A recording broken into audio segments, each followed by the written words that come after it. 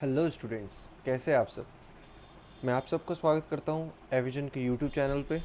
And आज के session में मैं आपसे डिस्कस करूंगा प्रीएम्बल ऑफ द कॉन्स्टिट्यूशन के बारे में। मतलब आज हम लोग पॉलिटी की क्लास करेंगे एंड जिसमें हम लोग the preamble of the constitution के बारे में एंड इस पर्टिकुलर टॉपिक से पूछे जाने वाले जितने भी क्वेश्चन हैं उन सब को सीखेंगे। एंड हमारा मेन टारगेट रहेगा जो जो क्वेश्चन पूछे जाते हैं एसएससी एग्ज़ाम्स में, रेलवेज़ में एंड स्टेट पीएससी एग्ज़ाम्स में, प्रीएम्बल से उन सब को टैकल करने की क्षमता आज हम लोग को बिल्ड कर लेना है। तो चलिए फिर शुरू करते हैं। एंड इससे पहले मैं बता दूं कि हमारा पॉलिटी का सीरीज़ है एंड इससे पहले और भी 2-3 वीडियो अपलोडेड हैं जिसमें मैंने हिस्टोरिकल बैकग्राउंड वगैरह के बारे में बता रखा है। तो काइंडली आप उस वीडियो को देखना ना भूलें एंड फिर द प्रीएम्बल को ऑफ द कॉन्स्टिट्यूशन को समझेंगे तो समझने में आसानी हो जाएगी। एंड एक छोटा सा रिक्वेस्ट मैं आपसे करना चाहूँगा कि अगर आप क्लास करने के लिए रेडी हैं तो नोटबुक एंड पेन लेके बैठे ताकि जो भी एडिशनल बातें मैं बताऊँ वो आप सबको नोट करते जाना है। ठीक है, तो चलिए फिर शुरू करते हैं। The preamble of the constitution. The preamble of the constitution से जो सबसे पहला क्वेश्चन बन के आता है कि ये लिया कहाँ से गया है। ठीक है, तो ये हम लोग को समझ में आने के लिए हम लोग को सबसे पहले ये पूरे प्रियम्बल को पढ़ना है। पूरा प्रियम्बल है क्या।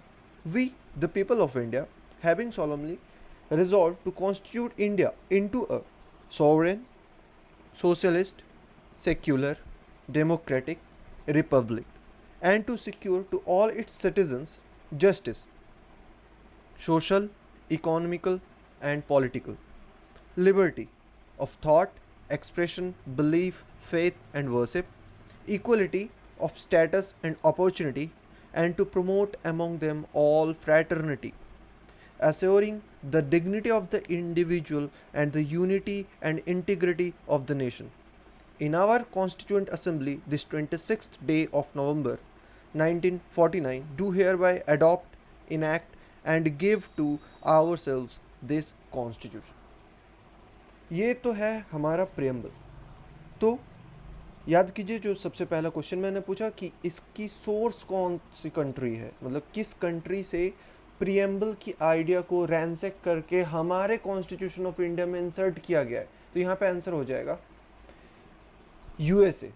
अब क्यों यूएसए इसीलिए आंसर है क्योंकि अगर हम लोग यूएसए का प्रियम्बल को उठा के पढ़ते हैं तो वहाँ पे भी we the people of India से ही शुरुआत किया गया है। We the people of India, sorry वहाँ पे तो अमेरिका होगा या स्टेट्स होगा, बट वी द पीपल से ही शुरू किया गया है। ओके, तो प्रियम्बल का जो आइडिया है जो यूएसए से हम लोगों ने रैंसेक किया है इंडियन कॉन्स्टिट्यूशन में, और भी बहुत सारे कंट्रीज यूएसए के प्रियम्बल को रैंसेक किए हैं एंड अपने कॉन्स्टिट्यूशन में शामिल किए हैं। ठीक है, तो ये हम लोग को पता कहाँ से चल रहा है, वी द पीपल हमारे प्रियम्बल का भी शुरुआती लाइन है एंड सेम अमेरिका का जो प्रियम्बल है उसका लाइन भी वी द पीपल ही है। ठीक है, तो सोर्स हम लोग को पता चल गया। अब ये प्रियम्बल जो हम लोग पढ़ रहे हैं इसमें से ये जितना पढ़े वी द पीपल से लेके आखिरी लाइन तक to end give to our self the constitution, ये इतना सारा जो चीज़ पढ़े हम लोग, ये एक्चुअल में है क्या, इससे हम लोगों को क्या समझ में आता है। ये एसेंस है किसका, ये समरी है किसका, the constitution of the India. ठीक है, हमारा कॉन्स्टिट्यूशन कैसा है, वहाँ पे मेन ऑब्जेक्टिव्स क्या है, वहाँ के पीपल्स कैसे हैं, वो सब चीज़ बता रहे, देश कैसा है, ठीक है, कैसे रहना चाहिए, ये सभी चीज़ का जो एसेंस है ये हम लोगों को मिल जाएगा the preamble of the constitution पढ़ने से ही। ठीक है, तो चलिए हम लोग देख लेते हैं कि हमें इसमें पढ़ना क्या क्या चीज़ है एंड कौन कौन से पॉइंट को हम लोग को मेमोराइज करके रखना है। तो यहाँ पे we the people of India having solemnly resolve to constitute India into a, यहाँ पे वी द पीपल मतलब हम इंडियंस मिल के इंडिया को बनाएंगे। कैसा बनाएंगे, sovereign, socialist, secular, democratic and Republic country. ठीक है, ये पांचों वर्ड का अलग अलग मीनिंग है, वो पांचों ही मैं आपसे डिस्कस करूंगा। दूसरा हम लोग यहाँ पे समझ गए, यहाँ पे जो मेन सोर्स ऑफ पावर है कौन है, वी द पीपल, मतलब डेमोक्रेसी चल रहा है एंड डेमोक्रेटिक यहाँ पे हम लोग वर्ड भी देखे। कैसा देश बनाएंगे? Sovereign, socialist, secular, democratic and Republic देश बनाएंगे। ऑब्जेक्टिव क्या है इस देश को ऐसा गठन करने के लिए? तो ऑब्जेक्टिव है हमारा जस्टिस है, लिबर्टी है, इक्वलिटी है एंड फ्रैटर्निटी है। ठीक है, ये सब कुछ ऑब्जेक्टिव्स है जो हम लोगों को समझ में आता है कि कॉन्स्टिट्यूशन के द्वारा हम लोगों को क्या क्या ऑब्जेक्टिव्स हैं कॉन्स्टिट्यूशन का हमारे देश को चलाने के लिए। एंड इसका एसेंस हम लोग को अगर जानना है तो हम लोग सिर्फ और सिर्फ प्रियम्बल पढ़ के ही ये एसेंस को ले सकते हैं यहाँ से। ये जो पूरी हुआ जिनके हाथ में पावर है, मतलब we the people of India कैसा देश बनाएंगे? सॉवरेन बनाएंगे, socialist, secular, democratic, republic. Objective क्या है ऐसा देश बनाने का? Justice, liberty, equality and fraternity provide करने का सिटीजन्स को। तो ये सब चीज हुआ कब से? ये हुआ है 26 डे ऑफ नवंबर 1949 से। तो ये डेट भी बहुत ज़्यादा इंपॉर्टेंट है। क्यों? इस दिन हमारा संविधान बन के रेडी हो चुका था। ठीक है, तो हम लोग को ये सब बातें याद रखनी है अबाउट द प्रियम्बल। तो अभी हम लोग समझ गए कि इसमें बेसिकली ज़्यादा रोल किसका है, तो वी द पीपल का है। कैसा देश बनेगा वो हम लोग समझ गए। ऑब्जेक्टिव्स क्या है एंड ये इसका इम्प्लीमेंटेशन कब से होने लगा, तो वो डेट हम लोग को याद रखना है। ठीक है, अब इसके बारे में ये जो प्रियम्बल है, क्या जब कॉन्स्टिट्यूएंट असेंबली के सामने प्रियम्बल के बारे में बात रखा गया था तो क्या उस समय इसको प्रियम्बल ही बोल के कंसिडर किया गया था? तो आंसर हो जाएगा नहीं। जब प्रियम्बल का बात रखा गया था कॉन्स्टिट्यूएंट असेंबली के सामने, तो जिनके द्वारा रखा गया था वो क्वेश्चन सबसे पहले पूछा जा सकता है कि किनके द्वारा प्रियम्बल के आइडिया को कॉन्स्टिट्यूएंट असेंबली के सामने रखा गया। तो हम लोग का यहाँ पे आंसर हो जाएगा पंडित जवाहरलाल नेहरू के द्वारा। क्या है ये देखते हैं। Proposed by Jawaharlal Nehru for the first time in front of Constituent Assembly. Date कौन सा है? On 13th of December 1946. His proposal was officially known as Objective Resolution. The proposal was accepted by Assembly members on 22nd of January 1947. Preamble was made from OR or Objective Resolution. In other words, we can say it is the modified version of objective resolution. इस paragraph से हम यही समझ रहे हैं, यहाँ से 2-3 question जो इंपॉर्टेंट बनता है वो हम लोगों को ध्यान में रखना है। सबसे पहला क्या कि जब प्रियम्बल के बारे में, इसके आइडिया के बारे में कॉन्स्टिट्यूएंट असेंबली के सामने प्रस्तावना रखा गया तो किन के द्वारा रखा गया? जवाहरलाल नेहरू के द्वारा। कौन से डेट को रखा गया? 13 दिसंबर 1946 के द्वारा। जब इन्होंने इसके बारे में प्रस्तावना रखा सबके सामने तो उस समय इसे क्या कहा जा रहा था? उस समय इसका नाम था ऑब्जेक्टिव रिजोल्यूशन, जिसे ओआर से भी समझाते हैं इसका एब्रिविएटिव फॉर्म से। ठीक है, ये जब रख दिया गया कॉन्स्टिट्यूएंट असेंबली के पास तो वहाँ के सब जो मेंबर है, जो कॉन्स्टिट्यूएंट असेंबली के जो मेंबर हैं, उनके द्वारा इस चीज़ को एडॉप्ट कौन सी डेट को किया गया? तो वो डेट हम लोगों को ध्यान रखना है 22 जनवरी 1947। ठीक है, एंड प्रियम्बल जो है वो ऑब्जेक्टिव रेजोल्यूशन का ही एक मॉडिफाइड वर्जन है। ठीक है, तो ये हम लोगों को ध्यान में रखना है। सोर्स हम लोग देख लिए, इसका सोर्स है यूएसए। समझ में कैसे आया? वी द पीपल हमारे प्रियम्बल का भी फर्स्ट लाइन है and we the people America के प्रियम्बल का भी फर्स्ट लाइन है। ठीक है, तो हम लोग को सोर्स समझ में आ गया। Identity card of the constitution. अब ये जो नाम दिया गया है तो ये नाम कब पड़ता है? किसी का भी आइडेंटिटी कार्ड बनने के लिए उस व्यक्ति को प्रेजेंट होना तो जरूरी है ना, तभी तो उसके नाम पे आइडेंटिटी कार्ड बनेगा। वैसे ही कॉन्स्टिट्यूशन है एंड उसका आइडेंटिटी कार्ड, मतलब आप उसे पढ़ के पूरा समझ में आ जाएगा हमारे पूरा कॉन्स्टिट्यूशन में बेसिक डीलिंग्स किस टॉपिक को लेके है। ये इसका एसेंस हम लोग को समझने के लिए preamble is enough. That's why it is also called identity card of the constitution. Clear? Next, objective resolution drafted and moved by Pandit Jawaharlal Nehru, जो हम लोग जानते हैं। अब हम लोग जो इंपॉर्टेंट वर्ड्स यहाँ पे यूज किए गए हैं जैसे sovereign, socialist, secular, democratic, republic, justice, liberty, equality, fraternity, इन सब वर्ड का जो भी मीनिंग होगा अब हम लोग वो समझेंगे। ठीक है, सबसे पहला सॉवरेन। सॉवरेन क्या होता है भाई? सॉवरेन मतलब होता है वर्चस्व, ठीक है। तो यहाँ पे हमारे देश का सॉवरेनिटी के बारे में बात हो रहा है, मतलब डिसीजन टेकिंग कैपेसिटी, ठीक है। तो वो किस किस टाइप का हो सकता है, external as well as internal, मतलब देश के अंदर में क्या चल रहा है ये भी India as a union decision ले सकता है by using its constitution, as well as बाहर से जो भी चीज़ जो इंडिया को इन्फ्लुएंस कर रहे हैं उससे रिगार्डिंग भी इंडिया डिसीजन ले सकता है by using the constitution of India. इसीलिए इंडिया सॉवरेन है। एंड यहाँ पे एक क्वेश्चन ये बनता है कि इंडिया को उसकी सॉवरेनिटी कब प्राप्त हुई, जैसे ही कॉन्स्टिट्यूशन बन गया, रेडी हो गया, जिसको बेस मान के डिसीजंस लिए जाते हैं इंडिया के द्वारा, कॉन्स्टिट्यूशन के द्वारा, वो है 26 जनवरी 1950, जब से इसका एनफोर्समेंट हो गया फॉर इंडियन पब्लिक, तब से इंडिया को सॉवरेन स्टेट घोषित कर दिया गया, ठीक है। तो सॉवरेन का मतलब हम लोग समझ में आ गया हम लोगों को, ये जो free to conduct its own affair, ठीक है, ये जो पावर है, जो वर्चस्व है, इसी को कहेंगे हम लोग सॉवरेन। अब यहाँ से एक क्वेश्चन ये बनता है कि कॉमनवेल्थ में या यूनाइटेड नेशंस में अगर इंडिया युक्त होता है, उससे जुड़ता है, तो क्या इंडिया का सॉवरेनिटी हैम्पर होगा? तो यहाँ पे आंसर हो जाएगा नो, क्योंकि ये एक एक्स्ट्रा कॉन्स्टिट्यूशनल अरेंजमेंट है। एक्स्ट्रा कॉन्स्टिट्यूशनल वो चीज़ होता है जिसके बारे में कॉन्स्टिट्यूशन में कुछ भी विस्तार रूप से ना लिखा गया हो, उसे एक्स्ट्रा कॉन्स्टिट्यूशनल कहते हैं। तो यहाँ पे क्वेश्चन यही था कि कॉमनवेल्थ या यूनाइटेड नेशन में अगर इंडिया युक्त हो जाए तो क्या उसका सॉवरेनिटी हैम्पर होगा? आंसर हो जाएगा नहीं, ये पूरा पूरी इंडिया के ऊपर डिपेंड करता है कि वो अपने टेरिटरी से रिलेट करके कोई भी डिसीजन कैसे ले सकता है, इसीलिए वो सॉवरेन भी कहलाता है। ओके, नेक्स्ट दूसरा वर्ड चलते हैं हम लोग, ये है सोशलिस्ट। जब इन द ईयर ऑफ 1950, जब हमारा संविधान बन के रेडी हो रहा था, उस समय में क्या सोशलिस्ट वर्ड था हमारे प्रेम्बल में? आंसर हो जाएगा नहीं, इसे जोड़ा गया कब? By 42nd constitutional amendment act 1976 in the prime ministership of Indira Gandhi. तो जो हमारे जो ड्राफ्ट कर रहे थे, जो ड्राफ्टिंग कमेटी के जो चेयरमैन थे, वो थे डॉक्टर बी आर अम्बेडकर। तो क्या उन्हें नहीं लगा होगा कि सोशलिस्ट जोड़ना चाहिए?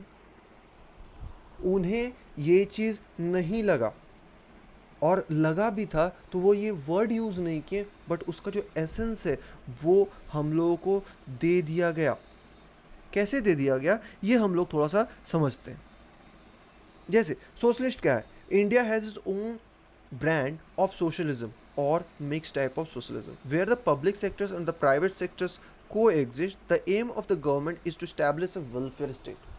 Socialist का जुड़ाव इसीलिए हुआ है ताकि वेलफेयर स्टेट का गठन किया जा सके। बट हमारा कॉन्स्टिट्यूशन का अगर आप पूरा कंप्लीट स्टडी करते हो तो उसमें एक चैप्टर ऐसा आता है जिसको कहते हैं DPSP, directive principle end of state policies. तो उसमें वेलफेयर स्टेट को गठन करने का तौर तरीका बताया हुआ है, इसीलिए सोशलिस्ट हम लोग मान सकते हैं भारत को। एंड सोशलिस्ट जो है, इसीलिए इसको उस समय ड्यूरिंग हमारे मतलब ड्राफ्टिंग कमेटी जब ड्राफ्ट किया जा रहा था कॉन्स्टिट्यूशन को, उस समय इस चीज़ को ऐड नहीं किया गया। एक्चुअल में सोशलिस्ट का मतलब होता है वेलफेयर स्टेट बनाना, एंड यहाँ पे दोनों public as well as private sector दोनों का यहाँ पे रहना ही सोशलिस्ट कहलाता है। तो वो चीज़ रैंसेक बी आर अम्बेडकर को ड्यूरिंग ड्राफ्टिंग द कॉन्स्टिट्यूशन उनको नहीं लगा था, इसलिए उन्होंने ये वर्ड नहीं डाला था, बट इसका इंग्रेडिएंट डीपीएसपी के रूप में उन्होंने इंसर्ट कर रखा था। तो यहाँ पे क्वेश्चन यही बनता है कि सोशलिस्ट वर्ड ऐड कब हुआ प्रेम्बल में? तो by 42nd constitutional amendment act 1976 in the prime ministership of Indira Gandhi. Next word आता है हमारा सेक्युलर। क्या ये वर्ड पहले से है या इसे भी बाद में इंसर्ट किया गया? इसका आंसर हो जाएगा ये भी जब सोशलिस्ट इंसर्ट किया गया था तभी bye 42nd constitutional amendment act इसे भी इंसर्ट किया गया था प्रियम्बल में। तो दो वर्ड हो गया, और एक आएगा जो है इंटीग्रिटी, जो हम लोग फ्रेटर्निटी पढ़ते पढ़ते समझेंगे। सेक्युलर क्या है? तो सबसे पहले ये सेक्युलर वर्ड जब हमारा कॉन्स्टिट्यूशन बन रहा था उस समय क्या आपत्ति हो गई थी डॉक्टर बी आर अम्बेडकर को कि वो ये वर्ड यूज नहीं किए थे? 1950 के दौरान में सेक्युलर का जो डेफिनेशन था, divorce between the state and the government, sorry state and the people या रिलीजन, ठीक है, डाइवोर्स कहा जाता था। तो वो चीज इंडिया के पॉइंट ऑफ व्यू से उतना स्वेटेबल फॉर्म नहीं था। तो इंडिया के फॉर्म में क्या था? तो इंडिया में, इंडिया के हिसाब से सेक्युलर को कहा जाता है कि all religion same status and position occupy करते हैं, ठीक है। इंडिया का पॉइंट ऑफ व्यू से सेक्युलर वर्ड का डेफिनेशन है ऑल रिलीजन्स जो हैं वो same status and position hold करते हैं about their religious belief. But यहां पे कलाकारी देखिए बी आर अम्बेडकर की, उन्होंने क्या किया, सेक्युलर वर्ड तो यूज नहीं किया, बट उन्होंने लिबर्टी दे दी, किस चीज की? बिलीफ, फेथ एंड वर्शिप की। मतलब आप जिस चीज में, जिस भी डाइटी में आपको आपका विश्वास है, आप उसे पूछो। स्टेट को या गवर्नमेंट को आपसे कोई लेना देना नहीं है, और ना ही हम लोग इसमें इंटरफेयर करेंगे तब तक जब तक आपका रिलीजन, आपका जो एक्टिविटीज है वो किसी दूसरे रिलीजन को मेंटली या फिजिकली या इकोनॉमिकली हैम्पर ना करे, ठीक है। तो इस वर्ड का एप्लीकेशन, मतलब इसको लाना उतना जरूरी नहीं था, क्योंकि इसका फ्लेवर जो है वो ऑलरेडी इंसर्टेड है हमारे प्रियम्बल में, इसीलिए इसे बाद में इंसर्ट किया। कब? In the year of 1976 by 42nd constitutional amendment act, ठीक है। तो ये हम लोग को ध्यान रखना है। नेक्स्ट वर्ड जो है वो है डेमोक्रेटिक। क्या है भाई democratic? This is the popular source of sovereignty, मतलब source of power to the people. मतलब यहाँ पे जो पीपल होंगे उनके द्वारा ही इलेक्शन किया जाएगा, एंड उनके ऊपर रूल करने के लिए उनके बीच में से ही कोई व्यक्ति उठ के इलेक्टेड होके जाके उनका रिप्रेजेंटेशन करेगा देश लेवल पे, ठीक है। तो डेमोक्रेटिक है क्या? The term is derived from two Greek words. पहला डेमोस जिसका मतलब पीपल, एंड क्रेटोस मतलब रूल। मतलब क्या है कि डेमोक्रेसी एक ऐसा रूल है जो पीपल के द्वारा ही बनाया जाता है। तो democracy is a way of administration where the people rule exist. ऐसा तौर तरीका है एडमिनिस्ट्रेशन करने का जहां पे पीपल का द्वारा ही बनाया गया रूल एग्जिस्ट करता है, इसीलिए हमारा देश डेमोक्रेटिक है, ठीक है। तो डेमोक्रेटिक कैसा है? ये पॉलिटिकल भी है एज वेल एज सोशल भी है, ठीक है। नेक्स्ट, अब यहां पे हम लोग को और एक चीज समझना है, डेमोक्रेटिक जो है इसका प्रिंसिपल्स क्या क्या है। सबसे पहला डेमोक्रेटिक प्रिंसिपल है हमारे इंडिया से रिलेट करके, ये है कि executive is responsible to the legislature. मतलब जो भी एग्जीक्यूटिव डिपार्टमेंट है वो डायरेक्टली रिस्पॉन्सिबल होंगे, आंसरेबल होंगे to the legislative department for all its policies and actions, okay. Next, democratic principle में दिया गया था यूनिवर्सल एडल्ट फ्रेंचाइज। मतलब क्या है? हर एक व्यक्ति को एक सर्टेन एज के बाद वोटिंग करने का हक, ये भी डेमोक्रेटिक प्रिंसिपल के अकॉर्डिंग ही आता है। Periodic election, rule of law, independence of judiciary and absence of discrimination on certain ground are the manifestations of the democratic character of the Indian polity. कहा जा रहा है यहाँ पे यही कि पीरियडिक रूल इलेक्शंस, ठीक है, मतलब free fair and timely election, ठीक है। फ्री फेयर तो करेंगे लेकिन आज के बाद चलो 50 साल के बाद इलेक्शन करेंगे, तो ये तो टाइमली नहीं हो रहा, मतलब यहाँ पे भी डेमोक्रेसी हैम्पर हो रही है। तो डेमोक्रेटिक प्रिंसिपल में टाइमली इलेक्शन भी as well as free and fair होना चाहिए, इसका भी ध्यान रखना पड़ेगा। एंड इंडिपेंडेंस ऑफ जुडिशरी, मतलब जुडिशरी जो जुडिशियल सिस्टम जो है वो इंडिया का, वो कंप्लीटली इंडिपेंडेंट रहेगा to perform is duties. And absence of discrimination on certain ground. अब देखो यहां पे कंफ्यूजन हो जाता है कि एब्सेंस ऑफ डिस्क्रिमिनेशन कहा तो जा रहा है, तो फिर रिजर्वेशन क्यों दिया जा रहा है भाई? यहां पे साथ में लिखा है डिस्क्रिमिनेशन ऑन सर्टेन ग्राउंड्स। बहुत सारे तबका पीछे होने के कारण उन्हें एक level playing field opportunity provide किया जा रहा है ताकि आपका लेवल एक हो और आप एक साथ किसी भी कंपटीशन के लिए रन कर सके।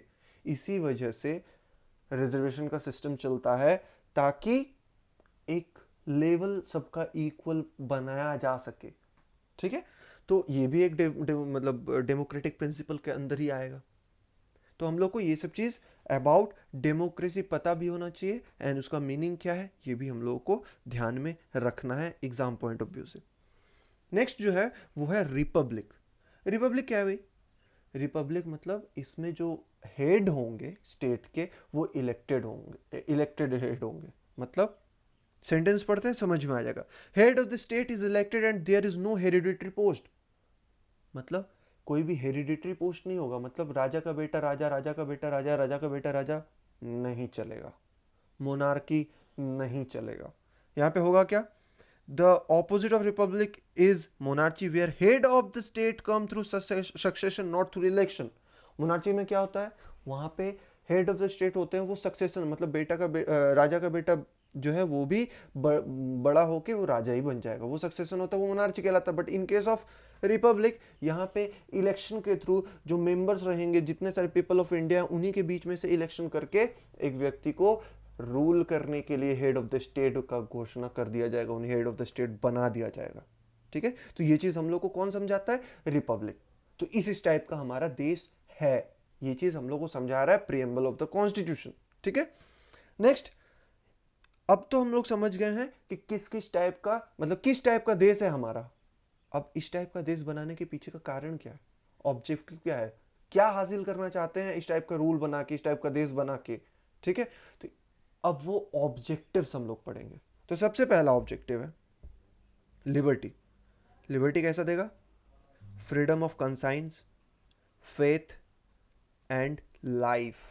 मतलब लिबर्टी को अगर एक सेंटेंस में अगर हम लोग डिफाइन करना चाहें तो एक सेंटेंस में कर सकते हैं, एब्सेंस ऑफ रीस्ट्रेन। क्या हो जाएगा? लिबर्टी। लेकिन लिबर्टी जो है it is not absolute but qualified. मतलब क्या है कि हाँ भाई मैं तुम्हें, तुम्हारा जो इच्छा है मैं तुम्हें वो करने की आज़ादी देता हूँ, लिबर्टी देता हूँ। इसका मतलब ये नहीं कि तुम खुलेआम गोली चला दोगे, है ना। तो इसीलिए लिबर्टी को it is not absolute but qualified भी कहा जाता है। ठीक है, मतलब कोई लॉ ही होगा जो डिफाइन करेगा कि आपके पास कैसा कैसा एंड किस किस चीज़ को लेकर लिबर्टी है। ठीक है, दूसरा ऑब्जेक्टिव क्या है? इक्वलिटी। इक्वलिटी किस टाइप का इक्वलिटी? अच्छा, equality before law, no discrimination, equal opportunity, abolition of untouchability, ये सब चीज़ है जो आपको इक्वलिटी दिलाएगा। क्या है थोड़ा देख लेते हैं। Equal treatment towards all.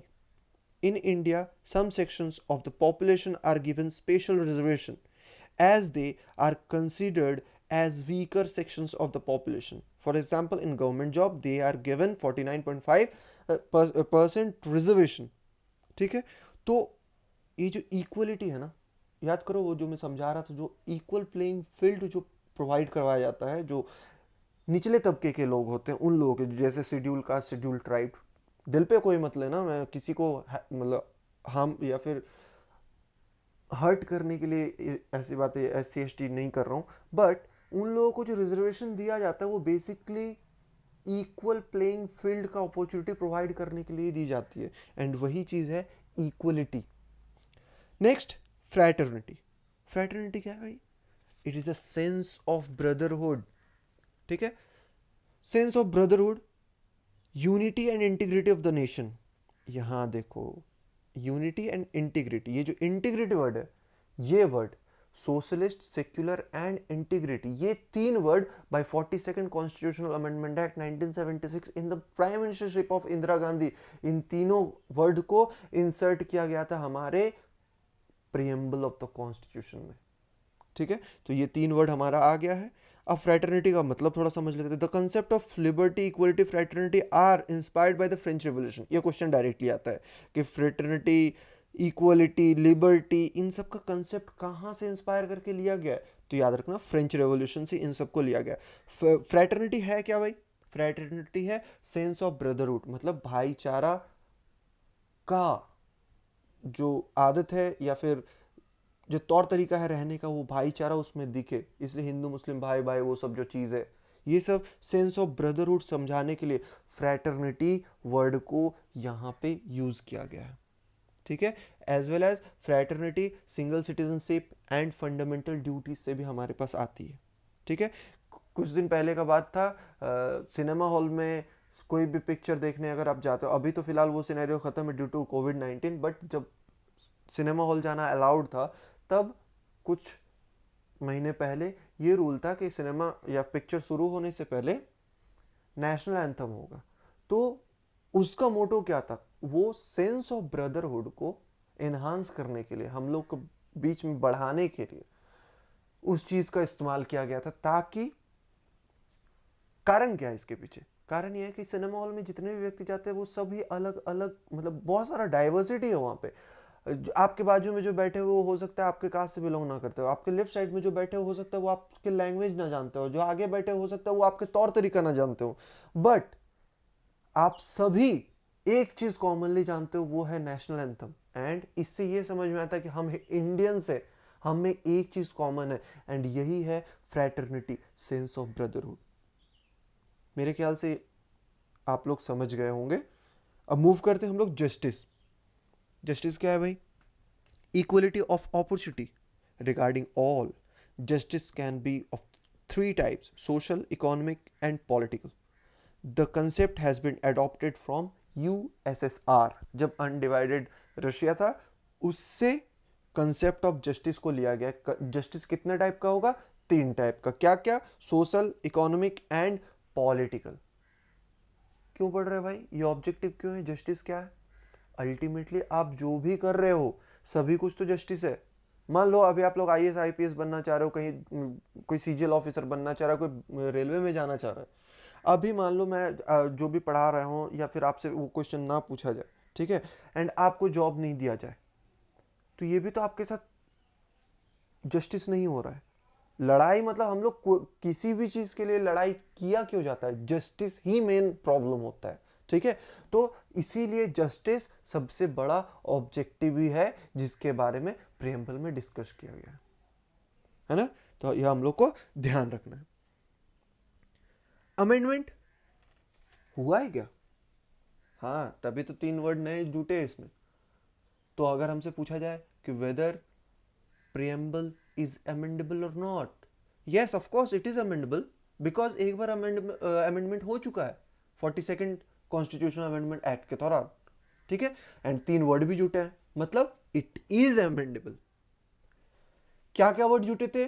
Socialist, secular and integrity, ये तीन वर्ड जोड़ा गया था। In 1976 through 42nd Amendment Act, preamble was amended for the first time during the prime ministership of Indira Gandhi. It has been amended once in so far. Three words were added in the preamble: socialist, secular, integrity. Conclusion क्या निकालेंगे हम लोग आज जो पढ़ रहे हैं, इसका कंक्लूजन क्या होगा? इसका कंक्लूजन यही है: preamble is the considered the basic structure of the constitution said by Supreme Court in the year of 1973. किस चीज का वर्डिक्ट देते थे?